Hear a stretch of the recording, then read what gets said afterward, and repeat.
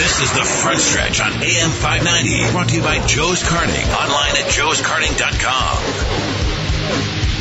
Welcome back to The Front Stretch, presented by Joe's Karting at Council Bluffs. What are you guys doing over there? Boy, I tell you what, we're having some fun. Literally. It's interesting right now. We're still getting situated, but we're going to get her straightened out and get everything back on track. This is Turn 2, fully stocked by the Party Pantry in Council Bluffs, located just off the beaten path of 35th and 5th Avenue. It's time to find a gas station that won't break the bank with great prices on food, fuel, beer, and so much more. The Party Pantry is where you go to save yourself a little green. Before you pipe up, bud, I just want to remind you it is live radio, and I can't edit out some things you say. Get down to the Party Pantry today, as they are a full-service gas station. See, I'm just warning you. All I'm going to tell you is see Jacob and Eddie Monday and then Wednesday through Friday, and they'll pump your gas. And on Tuesdays, we do have the Hooters girls. Yep. You know, and I'm not going to say nothing wrong like Double D's and High Octane. I mean, you can't go wrong with that combo. Let's move on. The Fast Five. NASCAR is set to test the brand new 2013 cars. We've talked about it. Dodge, Ford, Chevy, I can't Toyota. wait for this. They've all worked on their cars, and they've all had set parameters as far as what they need to achieve in the wind tunnels. All of them have gone back to the shop over the last couple of years, worked the front of the cars to look a little bit different. We all have our make them look more like street cars. Exactly. Make it look a little bit more like what you're going to go out to the dealership and buy on Monday morning. And now NASCAR is scheduled a wind tunnel test this week to make sure all of the cars are within the parameter. They want to make sure that despite the fact they look a little different, all of the aerodynamics are within a certain range, and we're going to see that coming up this week. And if everything passes and we're good to go, then they should be able to start production. But they're getting to the point now where they need to start producing Daytona cars. If they're not able to produce Daytona cars in the next coming weeks, they could be in deep trouble because they're going to get behind schedule. So hopefully everything goes okay for those guys then. I still say I think the Dodge Chargers are going to be the way to go. What do you think, the Andrew? Dodge Chargers are yeah. cars? Andrew doesn't really like them. I like them. I'm not a muscle car guy. I like the aerodynamics and making them go faster than the muscle. How are you like 20 and not a muscle car guy? He likes the fast cars, not that the was muscle cars. That was the 80s, but where were you born? The 50s? 60s. He was born in the 60s. Grew up 70s. Yeah. Okay. Still waiting for you to grow up a little bit, but we'll get there. They don't have muscle cars nowadays, usually. Head on to number 2. Andrew, what do you got? Denny Hamlin lands a contract extension with Joe Gibbs Racing. Saturday night before he strapped into the racing at Kentucky, Denny Hamlin announced that he had signed a contract extension with Joe Gibbs Racing to keep him in the 11 car. No details yet on how many years or what the contract is worth, but it sounds like Joe Gibbs is getting started a lot earlier this year than last year. I've noticed that too. I mean, he's not waiting around. You know, and it actually makes sense. If you get all your ducks in a row right now with your Joe Gibbs or whoever, and then you go into the silly season as we all know it, well, what's he really got to work on during the silly? He's got all the players in place. He's got everything set out. You know, it's great early strategy planning.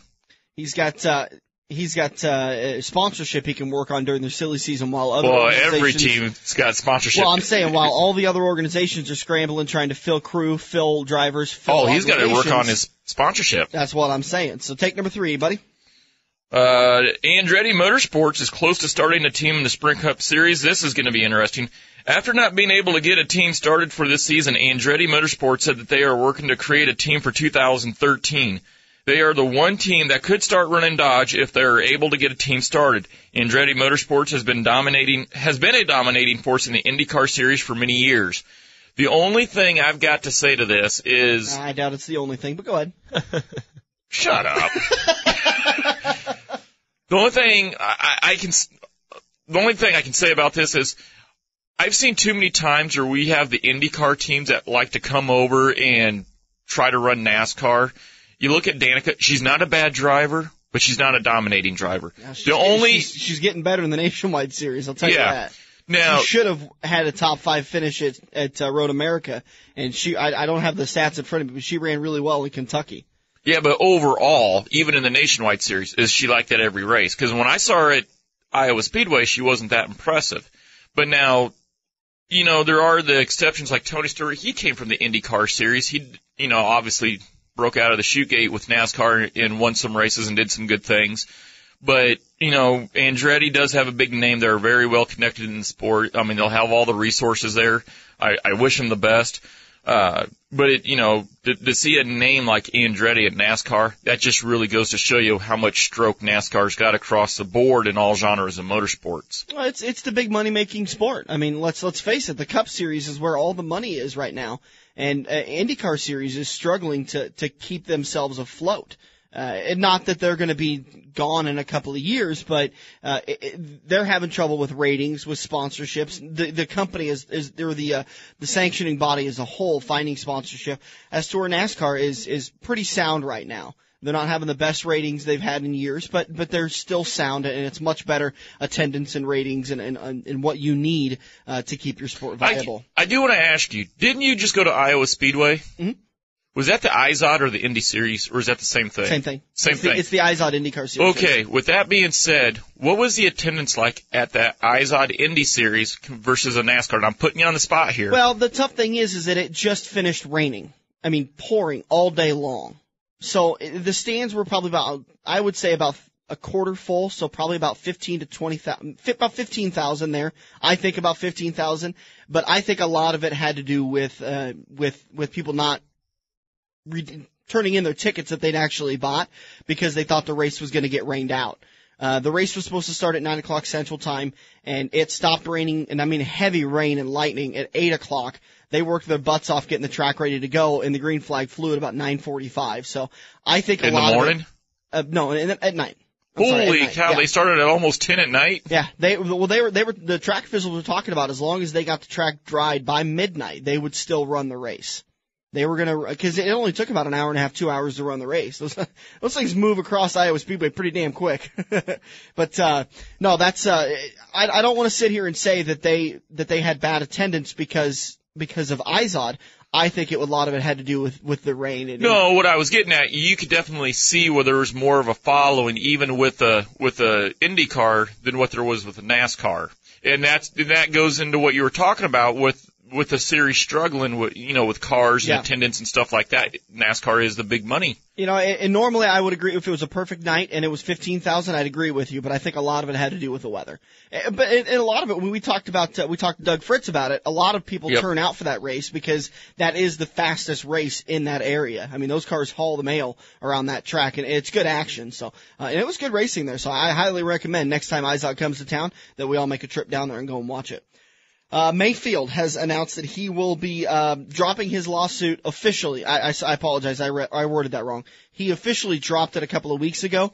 The deadline to appeal the ruling has passed, so he cannot do anything with the lawsuit against NASCAR. Let's kind of rehash this just a little bit before we get into our fifth story.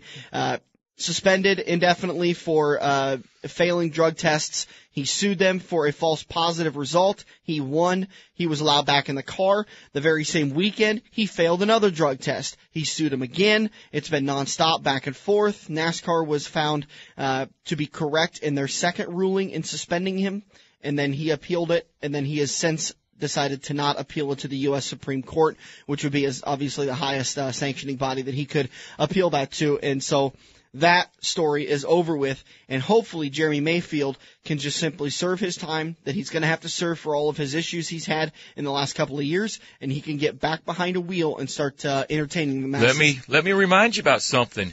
Remember here not too long ago, he was flirting with that possibility of having that ARCA ride, if ARCA lets him in, and we were talking, maybe he'd just like to get all this out of the water, just start with a clean slate, and maybe ARCA will say, yeah, why don't you come on over to our series? Well, right here might be a little bit of proof in that pudding right there. I mean, we've been talking about that since the beginning, since he said that he wasn't going to be doing this. It was just a, you know what, let's just put it behind us so I can move forward and get all back, of this legal maybe stuff. Get back in the seat. Because let's face it, I mean, at this point in time, if he wins against NASCAR, he's still out all that money. Oh, the yeah. lawsuit. I mean, it's a lose-lose situation for him. On to number 5. Before we get to all that, this is turn 2. Fully stocked by the Party Pantry, Council Bluffs, just off the beaten path. 35th and 5th Avenue. Some great prices on food, fuel, and a large selection of booze in their hooch room. Get to the Party Pantry at 35th and 5th Avenue, just off the beaten path, where you go to save a little bit of green. Obviously, the dominating news in NASCAR, if you watched the race last night or you didn't live under a rock the last couple of days, you heard that Roush Fenway announced on Tuesday that they were not going to be re-signing Matt Kenseth. I wouldn't put it that way. It's not that they wouldn't be re-signing Matt Kenseth actually left them. I'm saying that's what they announced on Tuesday. We're just going chronologically how it all laid out. They announced that they would not be re-signing Matt Kenseth in that 17 car. A bit of a shocker for the entire NASCAR world. I think there are so many aspects that you thought they're going to re-sign this guy, but there was one of them that we had all talked about is the dominating factor of why Matt Kenseth may not end up in that 17 car, and it was sponsorship ability. There was sponsorship issues last season. It continues through this season. And you just kind of sit there, and we all wondered, NASCAR champion, 2-time Daytona 500 winner. Possible champion this year. Certainly not a slouch. No. He is not on the downward spiral of his career. He is not slowing down any. He is a highly talented guy who is our points leader right now.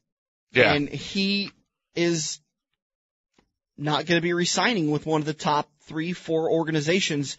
We were all pretty shocked about that. But when you kind of look at it and you say, it's the economics of the sport. You know, Roush Fenway not able to find sponsorship for him. They have Ricky Stenhouse that has been knocking on the door. Ricky Stenhouse should have been up in the Cup Series this season, but because they couldn't find sponsorship, they were busy finding sponsorship for Matt, they weren't able to bring him up. And I speculated that this was simply, we got to get Ricky up, and Ricky's going to bring some sponsorship with him that is going to be able to cover the cost of racing every week in the Cup Series. So it was announced, yes, Ricky Stenhouse is coming up. Now, whether he's going to run the 17 or the 6 is still up for debate. Ricky wants to run the 6 because that's his car. The 17 is a pretty memorable number for the NASCAR history. So I know Jack doesn't want to not run that car, but it's either do you not want to run the highly recognized 17 or do you not want to run the highly recognized 6?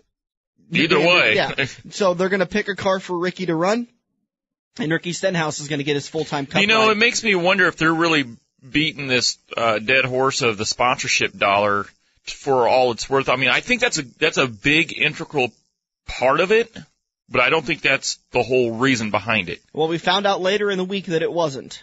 And Jack Roush came out on Thursday while at Kentucky and said, we would have liked to have re-signed Matt, but unfortunately, we dropped the ball. He basically took all the blame for it. And he said, and I'm not going to quote him, but this is generally what I heard him say. If I would have been more involved in the re-signing and the contract as I am in the nuts and bolts of the organization, we would have re-signed Matt. Unfortunately, another organization was able to come in to our stable and steal him away. He also alluded to the fact that Matt was going to the dark side to drive cars. He didn't say what organization he was going to race for, but all the speculation in the world is that he's going to Joe Gibbs Racing, which races Toyotas. And Jack Roush is not a fan of Toyotas. No. When Toyota came into the came into the series several years ago, Jack often referred to it as the dark side of the sport. So read between the lines. Right. Connect the dots. And there was also, you know what, I don't want to sit here and speculate about the other organization he's going to because you tracked it down and you weren't able to find anything about him possibly going to Michael Waltrip Racing. I went to their website. Races Toyotas. Yes, I went to whowon.com. Anybody in racing knows whowon.com is.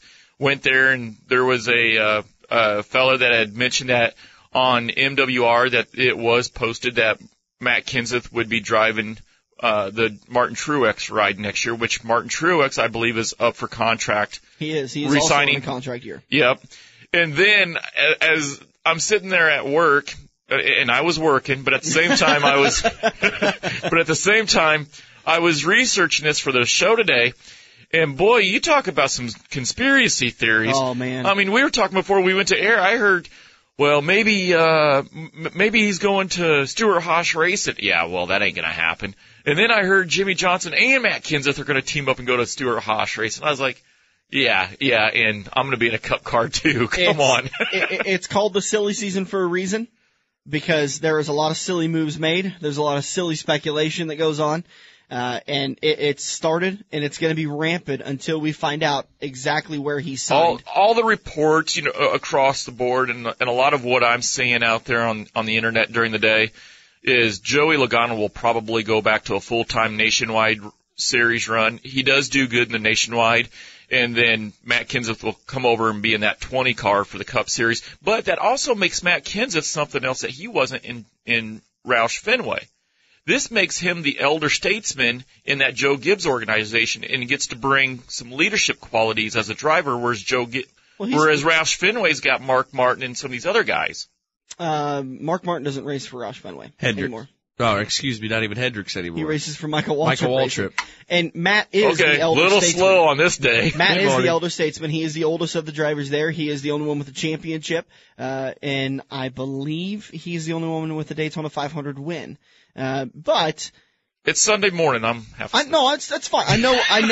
I think I know what you meant to say there was that Carl Edwards and Greg Biffle seem to be standing on their own, and there's not a lot of the elder statesman that's going on there, as to where Matt's going to come over and he's going to be able to help Kyle Busch and Denny Hamlin, who, they're able to stand on their own, but they're essentially still young bucks in this sport and have some learning left to do. Andrew, and chime in here. If I owned 5 super late models, and I've known Andrew for 20 years, and he's winning championships, and he's a great driver now, Dan.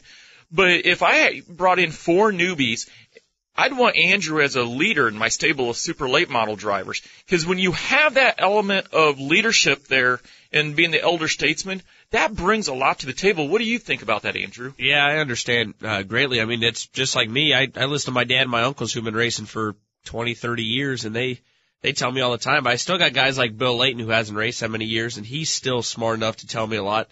I guess he's raced for 10 years, which is a lot. But, I mean, you still got them older guys like my dad that sit there and go, I've done this a lot longer than anybody else here has. You need to start listening to me. You know what I mean? And, and to back up your point, I think this has a lot to do with Michael Waltrip Racing's success this season. Is look who they signed to race that 55 car. Yep. Mark Martin himself. I mean, I think he has sat a lot of these guys down and just kind of worked with them. I mean, he is the elder statesman for this sport. And so many people, so many drivers have said, I give a lot of my success to conversations I've had with Mark Martin in the pits. Let's continue back on where Matt Kenseth could land. I think the most realistic, and this is where everyone has speculated, it's everything but a done deal, as far as we know, that he's going to land at Joe Gibbs Racing. Whether he races the 20 car or not is going to be the question. I think he is going to take the Home Depot sponsorship away from Joey Logano, though. And the reason why we all believe he's going to Joe Gibbs Racing is because last season, when Carl Edwards was in a contract year, it was very apparent, and Home Depot made it very apparent, they were unhappy with their current driver, and that they wanted to put a driver in that, they wanted to sponsor a driver that was winning, because they're sick and tired of seeing Lowe's in victory lane. Oh, I would be too if I was Home Depot. And they tried very, very hard to push Joe Gibbs Racing to sign Carl Edwards, get him over there, and him sponsor that car, and then whatever would happen with Joey. Now we're seeing it unfold this year. I think 2 things are going to happen, and it's all up to Joey Logano. This is all in Joey's hands, who's, by the way, starting to race a little bit better since his last win. He's had a couple of top 10s. Well, he's like a chicken on the hot plate right now. He is on the hot seat. He's going to re-sign with Joe Gibbs Racing. I don't think there's anything, I don't think anybody thinks that he's not going to re-sign with Joe Gibbs Racing. Logano has come out and said, I want to re-sign with Joe Gibbs Racing. Joe Gibbs came out at Kentucky, this week and said, we are going to re-sign Joey. big difference between re-signing and what car you're going to drive, though. Exactly. Now, Joe Gibbs Racing has wanted to open up a fourth car for a while. If Joey can finish in the chase and show that he is growing in the sport and he is a viable driver, I think he will open up and be a driver in that fourth car. Matt may end up coming over and taking up a different number for Joe Gibbs Racing. Maybe he brings a 17 with him. Who knows? You know, if Home Depot is that anal about being able to run up front with Lowe's, why would they want to, you know, they've got the greatest, or not, I shouldn't say the greatest, the best driver for the job coming over. Why would you want to say, you know, well, yeah, it's great we have Kenseth in the Home Depot, but, you know, yeah, he's going to be 66 or 13 or whatever, when 20 is, I mean, I've always known Home Depot is the 20. Right. I think it'll end up coming down to the fact that Home Depot doesn't care as much about the 20 as Matt would care about the 17. Oh, I think Andrew, what do you think about that? I don't know. I think Home Depot is going to want the 20 back. Yeah. But the 17, I thought Roush owns the number. Well, Roush can give it over. That's what something was interesting to me, is that I thought organizations held the rights to the numbers, but I read on NASCAR's Wikipedia page and some rule sheets at the beginning of every season, teams register for numbers. They have to re-register every season.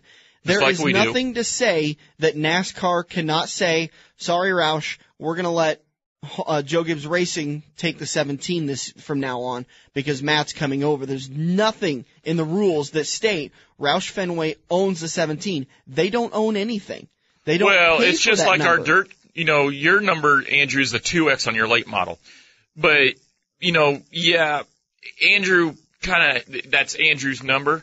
But, you know, come next year at I-80 Speedway, if I had a late model and I'm racing against Andrew, I-80 Speedway is not going to let me come in, you know, and take the 2X right out from underneath. So in an essence, it comes down to respect, but, you know, these organizations like NASCAR, they're going to let you hang on to your number. So when Joey Logano's been the 20, okay, Joey's just a hired driver, but it's the organization that gets to keep the 20. Right, and I'm getting there. I'm just saying that there is nothing in the rules that NASCAR can't say, Matt, you can take the 17 with you at the end of the season. There is nothing that says that.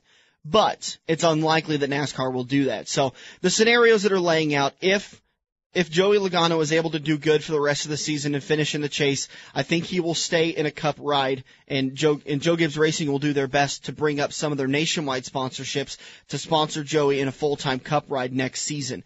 If he does not do good, he is still going to re-sign with Joe Gibbs Racing.